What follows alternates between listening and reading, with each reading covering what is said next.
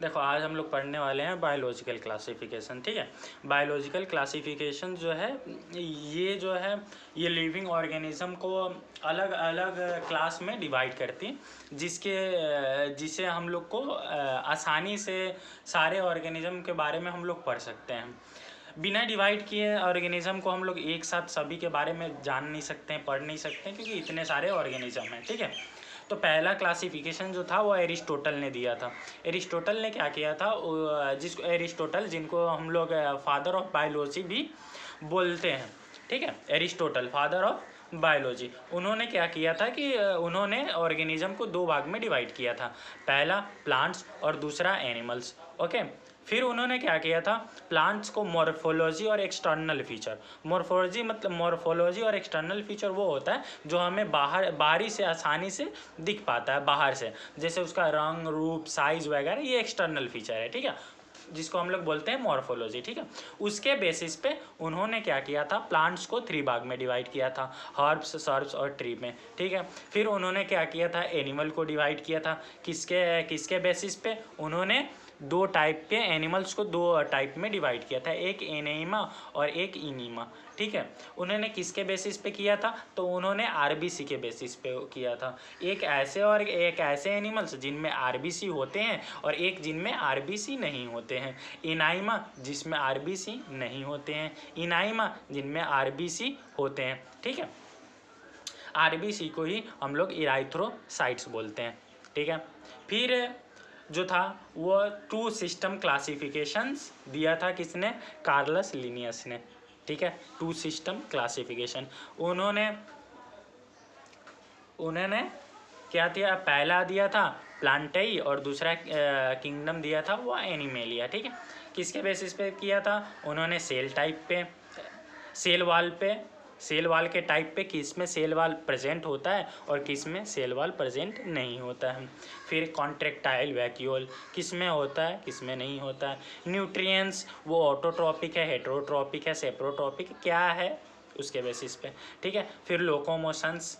ठीक है, फिर उसके पास रेस्पॉन्सिवनेस। ठीक है, सेल वाल जो होता है वो प्लांट में प्रेजेंट होता है। सेल वाल जो होता है वो क्या करता है, वो एक सेल का आउटर कवरिंग होता है, नॉन लिविंग प्रोटेक्टिव लेयर होता है। ठीक है, जो सेल्स को प्रोटेक्ट करता है, एक शेप देता है। ठीक है, उसी को बोलते हैं सेल वाल। और ये सेल वाल जो होता है वो प्रेजेंट होता है प्लांट में। ठीक है, और ये सेल वाल जो है वो एनिमल्स के सेल में प्रेजेंट नहीं होता है, उसमें सिर्फ प्लाज्मा मेम्ब्रेन होता है।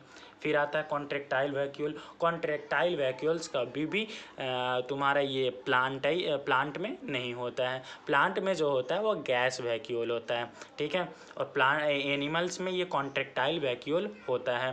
प्लांट जो है वो अपना खाना खुद से बनाता है। ऑटो मतलब सेल्स। ठीक है, ऑटो मतलब सेल्स। प्लांट जो है वो खुद से खाना बनाता है, इसीलिए उसे हम लोग बोलते हैं ऑटोट्रॉपिज्म। ठीक है, और एनिमल्स जो है वह दूसरे पे डिपेंड रहता है, इसीलिए बोलते हैं उसको हेटेरोट्रॉपिज्म। लोकोमोशंस वो होता है, वो देखो, लोकोमोशन का मतलब क्या होता है पहले ये जान लेते हैं। लोकोमोशन का मतलब होता है कि अगर कोई भी ऑर्गेनिज्म अपनी जगह को चेंज करता है। ठीक है, मतलब अभी हम यहाँ थे, अभी हम यहाँ से यहाँ आ गए। ठीक है, हमने अपनी जगह को चेंज किया। ठीक है, तो इसको लोकोमोशन बोलते हैं। लोकोमोशंस में ऑर्गेनिज्म का प्लेस, जगह जो होता है वो चेंज होता है।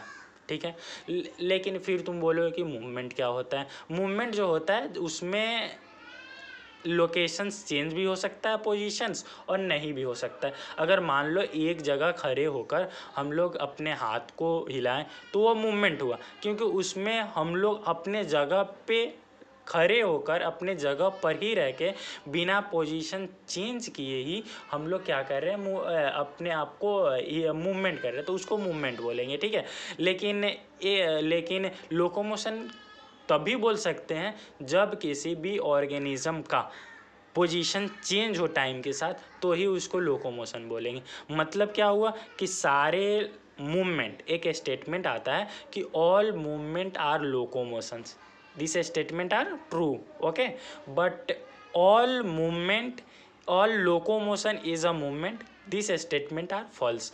क्योंकि सारे मूवमेंट तुम्हारा लोकोमोशन हो सकते हैं, क्योंकि मूवमेंट में तुम पोजीशन चेंज करोगे तभी तुम्हारा मूवमेंट में तुम पोजीशन चेंज करो या ना चेंज करो, या एक जगह रह के अपने हाथ चलाओ या पैर चलाओ, ठीक है, या कोई भी मूवमेंट करो तो उसको मूवमेंट बोलते हैं। लेकिन लोकोमोशन में तो तुमको चेंज करना ही पड़ेगा पोजीशंस, ठीक है। तो इसीलिए ये स्टेटमेंट आता है कि ऑल मूवमेंट आर लोकोमोशन, सारे मूवमेंट लोकोमोशन हो सकते हैं, पोजीशन चेंज करने पर भी हम लोग उसको मूवमेंट बोल सकते हैं। लेकिन सारे लोकोमोशंस को भी हम लोग मूवमेंट बोल सकते हैं, लेकिन सारे मूवमेंट को हम लोग लोकोमोशंस नहीं बोल सकते। स्टेटमेंट क्लियर रखना कि सारे मूवमेंट को हम लोग लोकोमोशन बोल सकते हैं, लेकिन सारे लोकोमोशंस को हम लोग मूवमेंट नहीं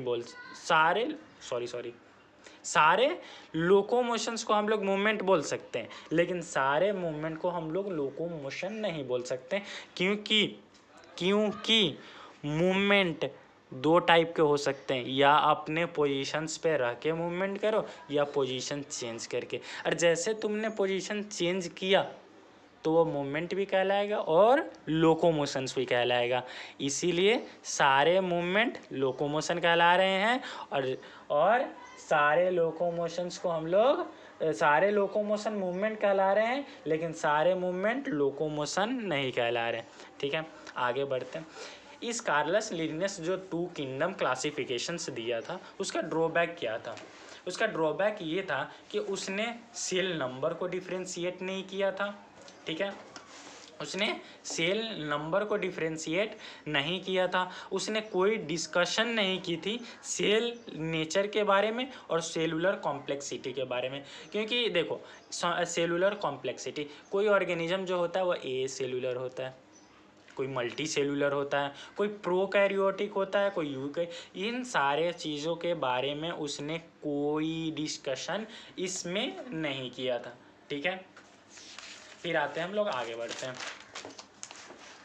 फिर आता है हम लोग का डुअल नेचर। कोई ऑर्गेनिज्म जो है वो कुछ कैरेक्टर जो है वह लिविंग का दिखाता है, और कोई कैरेक्टर जो है ऑर्गेनिज्म वो प्लांट का दिखाता है, और कोई कैरेक्टर जो है वो एनिमल्स का, दोनों मिक्स होता है कोई ऑर्गेनिज्म में। देखो क्लेमाइडोमोनास जो है वो एक तरह का एनिमल्स है, लेकिन उसमें सेल वाल प्रेजेंट होते हैं, ठीक है। और हम लोग को पता है कि प्लांट में एनिमल में कॉन्ट्रेक्टाइल वैक्यूल होता है। एनिमल जो होता है वो ऑटोट्रॉपिक नहीं होता है, वो हेट्रोट्रॉपिक होता है। लोकोमोशंस ये एनिमल का कैरेक्टर है, दोनों मिक्स आ रहा है कि नहीं। यूग्लिना मेक्सोट्रॉपिक, ये ऑटोट्रॉपिक भी करता है और सेप्रोट्रॉपिक भी करता है। जबकि हम लोग को पता है इसने क्या बताया था कि प्लांट जो होता है प्लांट वही होगा जिसमें जो ऑटोट्रॉपिक करता है, ठीक है। ये सारे चीज़ें क्लेमाइडोमोनास ने कोई इसके बारे में डिस्कशन नहीं किया था अपने किंगडम में, ठीक है। फिर उसके बाद नेक्स्ट किंगडम आता है 3 किंगडम क्लासिफिकेशंस। हमने 2 किंगडम क्लासिफिकेशंस पढ़ा, किसने दिया था? कार्लस लिनियस ने। कौन कौन सा? प्लांटाई और एनिमेलिया, ठीक है। फिर आता है 3rd किंगडम क्लासिफिकेशंस।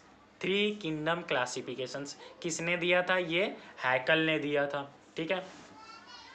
उसने क्या किया था? Simple body organism, no division of labours, ठीक है। उसने 3 किंगडम क्लासिफिकेशन दिया था। उसने ऐड क्या किया था? एक किंगडम, वो कौन सा था? वो प्रोटिस्टा था, जो उसने ऐड किया था। पहले हम लोग के हाथ में कौन सा? प्लांटाई और एनिमेलिया। उसमें एक और जोड़ा हैकल ने, कौन? प्रोटिस्टा, ठीक है। प्रोटिस्टा में क्या क्या आता था? बैक्टीरिया, एल्गी, फंजाई और यूनिसेलुलर, ठीक है। इसका ड्रॉबैक ये था कि उसने कोई डिस्कशन नहीं किया था सेलुलर। अभी भी इसने कोई भी डिस्कशन नहीं किया है कि कौन सा एनिमल्स ए सेलुलर है और कौन सा मल्टी सेलुलर है, ठीक है। उसने अभी भी इसको डिवाइड नहीं किया, इसीलिए ड्रॉबैक इसका ये था कि no discussion about the cellular complexity. फिर आता है 4 किंगडम क्लासिफिकेशन। कॉपलैंड ने 4 किंगडम क्लासिफिकेशन, इसने क्या किया था? इसने मोनीरा को ऐड किया था, ठीक है। अब ये मोनेरा जो था ये ग्रुप ऑफ प्रोकैरियोटिक ऑर्गेनिज्म का है, इसमें प्रोकैरियोटिक ऑर्गेनिज्म। अब हमको पता होना चाहिए कि प्रोकैरियोट किसको बोलते हैं। प्रोकैरियोटिक वो एनिमल्स होता है जिसका न्यूक्लियस जो होता है वो न्यूक्लियर मेम्ब्रेन से घिरा नहीं होता। जिस सेल्स के पास न्यूक्लियर मेम्ब्रेन नहीं होता है उसको बोलते हैं प्रोकैरियोटिक। ओके, और जिसके पास न्यूक्लियर मेम्ब्रेन होता है उसको बोलते हैं यूकैरियोटिक। ओके, उसने न्यूट्रिशंस के बारे में बात नहीं की थी, वो उसका ड्रॉबैक था। ठीक है, फिर आता है 5 किंगडम क्लासिफिकेशंस, हम लोग नेक्स्ट चैप्टर में पढ़ेंगे। ठीक है।